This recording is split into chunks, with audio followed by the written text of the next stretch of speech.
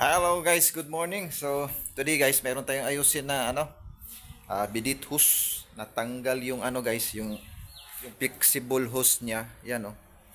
So, ito yung ayusin natin. Ibalik natin dito sa may sa may coupling niya guys oh. So, tara guys, samahan niyo ako guys. Ayusin natin to. Let's go.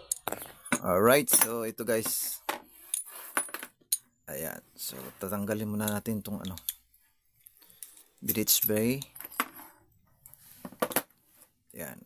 So, ito yung natanggal guys oh. Flexible hose. Yan oh. So, dapat dito yan sa ibabaw eh. Dito sa So, tanggalin muna natin to guys.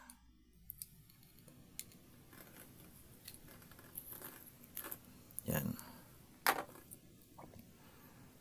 Saka itong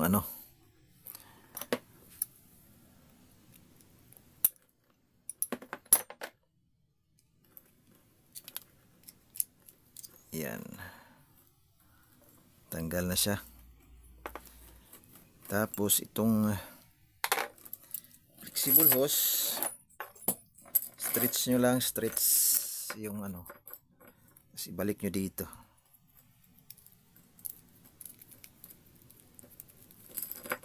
Siguro sa laging guys, hinihila, natanggal tong flexible hose. Ayan, ito yung flexible hose.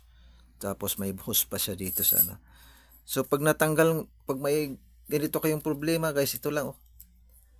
Balik nyo lang dyan, ayan. Naka-thread lang yan guys eh. Ayan, tapos ayan.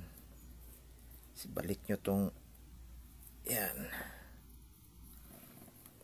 Tapos idiin nyo ulit tong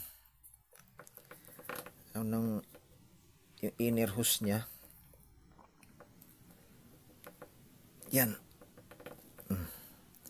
So ayan na guys, nabalik na yung flexible hose. Siguro kahila-hila niya tapos naiikot na yung flexible hose kaya natanggal. Kadalasan guys, ganito ang mangyari sa mga bidit hose. Ayan. So okay na siya.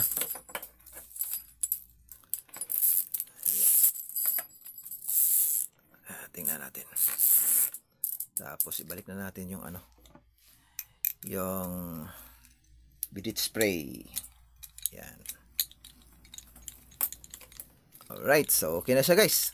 Nabalik na yung yung flexible hose. Alright. Okay, so okay na guys, naayos na. Tapos ibalik ko na dun sa pinagtanggalan ko kanina. And that's all for today guys. Thank you for watching.